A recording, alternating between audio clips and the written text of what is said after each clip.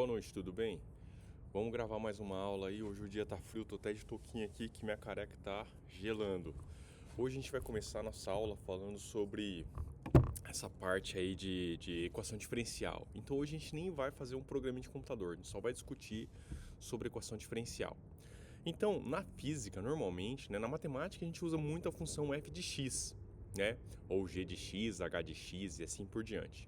Mas na física a gente tem aquela pegada da mecânica lá de usar as funções x de t, né? Que são as funções horárias lá, a posição de um objeto, né? Em função do tempo. Então a gente vai tentar usar essa nomenclatura aqui, tá legal? Tudo que a gente falar, toda vez que a gente falar em x, x vai ser a nossa função. E o t vai ser a nossa variável, tá? Então o x vai estar representando mais ou menos uma ideia de posição e o t vai representar a variável de tempo, tá legal? Então a gente vai trabalhar dessa maneira com equações diferenciais. Mas antes de falar de equação diferencial, vamos falar de uma equação algébrica, né? Essa aqui, por exemplo, ó, x quadrado, vamos colocar aqui, menos 4, isso daqui é igual a zero.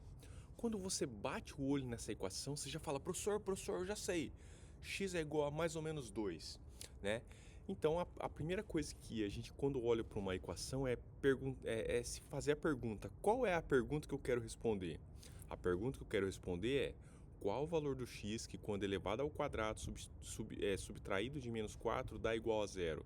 Esse valor de x, ele pode ser igual a mais ou menos 2, porque 2 ao quadrado dá 4. 4 menos 4 dá 0, ou seja, satisfaz essa relação.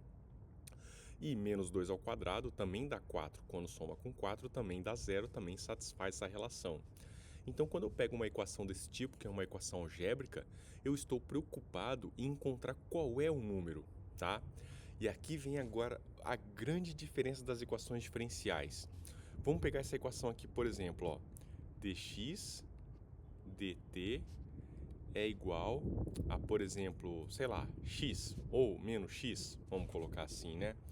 Então, a pergunta que eu quero responder aqui não é mais qual é o número que, quando o derivado dá igual a menos x. Eu quero saber agora qual é a função, né? E essa minha função é a função x, que depende da variável tempo. Então, nesse momento, eu estou preocupado em encontrar qual é a função e não qual é o número. Bom, vamos lá. Agora, o nosso problema é como fazer isso no computador. A primeira coisa é que a nossa metodologia aqui é uma metodologia numérica. Então, a gente não vai encontrar uma função analítica, né? A cara da função, né? Como é que ela depende exatamente do tempo. O que nós vamos encontrar é um conjunto de números que satisfaz essa relação, tá? Então, tem essa pequena diferença. Lá no curso de cálculo, vocês aprendem a resolver essa equação para encontrar a fórmula analítica. Nesse caso aqui, qual é a função que, quando eu derivo da ela própria com o sinal trocado, né? A gente sabe que é uma constante vezes a exponencial de menos t, tá? Ou seja, se eu derivar essa função, vai cair o sinal de menos, né? E eu vou conseguir ter esse resultado aqui. Eu tenho que sempre lembrar que toda vez que eu tenho uma equação diferencial, sempre vai ter uma constante associada, né, para cada ordem da derivada. Se for derivada segunda, vai ter duas constantes associadas aí, tá legal? Mas enfim, né? Então essa daqui é a solução analítica e o que a gente consegue fazer no computador é encontrar uma solução, um conjunto de números que representa essa função aqui, tá legal? Outro exemplo rapidinho aqui, que é exatamente esse exemplo que nós iremos utilizar, né? Vamos colocar aqui o seno, certo? De t. Então, qual é a função x de t que, quando eu derivo, dá o seno, né? Se você pensou na função cosseno ou menos cosseno, né, de t, você acertou, né? Então, ó, se eu pegar a função aqui no lugar de x, derivar menos cosseno, dá o seno. Então, resolvi essa equação diferencial. Tá legal?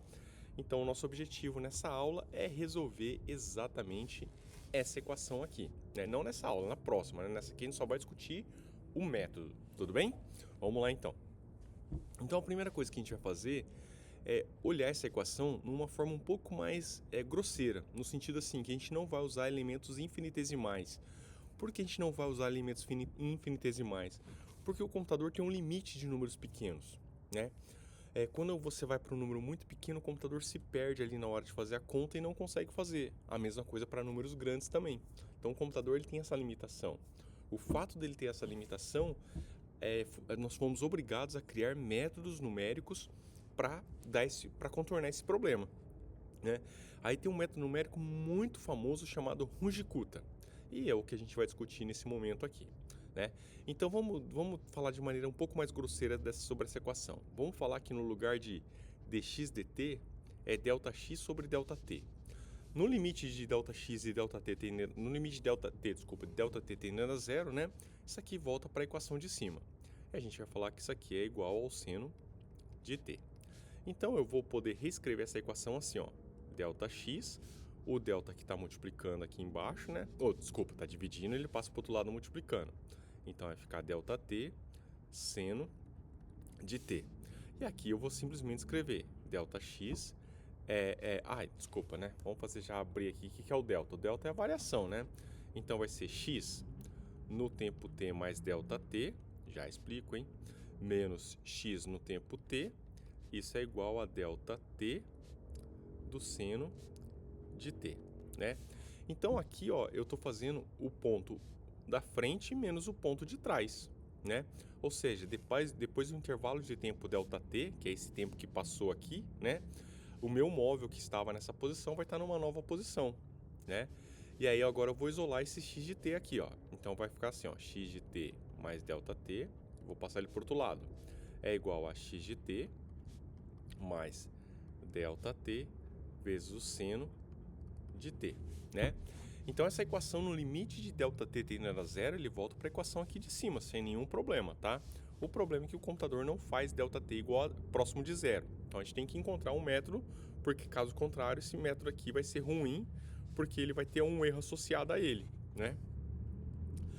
E aqui a gente começa a interpretar as equações diferenciais. Eu gosto muito desse tipo de abordagem numérica, que nos faz entender um pouco mais sobre a equação, né? Vamos pegar esse exemplo aqui, né, que a gente está analisando. Então, a posição do meu objeto, que é o x de t, no tempo t, né? Por exemplo, assim, vamos falar de um carro, né? O carro ele tem a sua velocidade, que é a derivada do espaço no tempo, obedecendo uma função seno. Então, significa que a velocidade dele vai ficar variando, né? Como se fosse um seno, certo? E aí, como é que varia a posição dele também, né? Então, se a velocidade dele é positiva e negativa, então significa que o carro fica indo e voltando, né? E aí, a posição também vai ficar indo e voltando, indo e voltando. Aí a grande questão é, como é que essa posição se comporta? Bom, vai depender exatamente dessa equação aqui, ó. Dada a posição no tempo t, né? O tempo que eu comecei a marcar meu tempo, depois do intervalo de tempo bem pequenininho, ΔT, eu multiplico pelo seno, que é o quanto a velocidade naquele intervalo de tempo, né? E ele vai me dar a nova posição, certo? E aí eu vou perceber então que eu vou alterando essa velocidade, essa posição, conforme eu vou evoluindo essa equação no tempo, tá? Ou seja, eu vou pegando novos tempos t, né?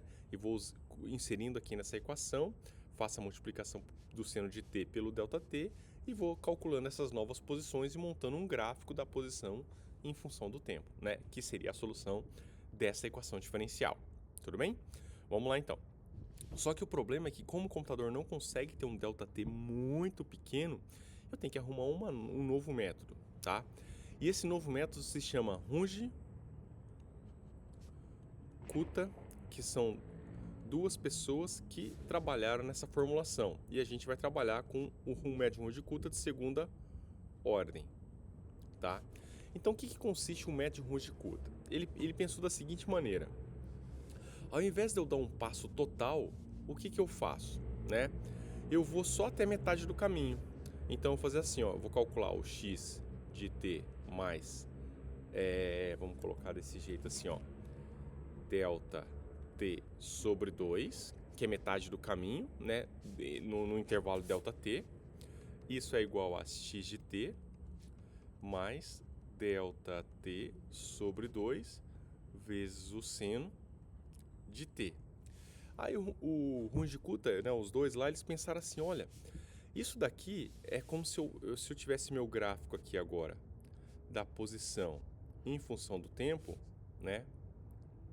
certo? Opa, em função do tempo, coloquei em função de x aqui, desculpa, né?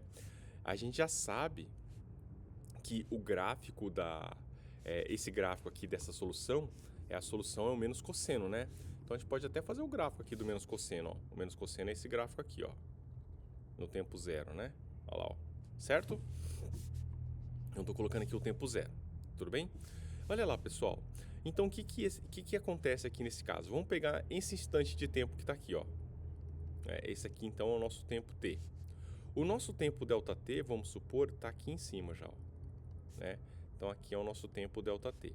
Então, o nosso ΔT sobre 2 está aqui, ó, né? Então, esse ponto aqui, vou escrever para cima, porque senão vai ficar muito poluído ali, né? É ΔT sobre 2.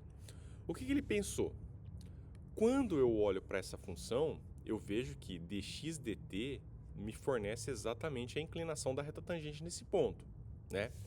Então, calcular dx dt é pegar essa reta tangente que está nesse ponto aqui, ó, né?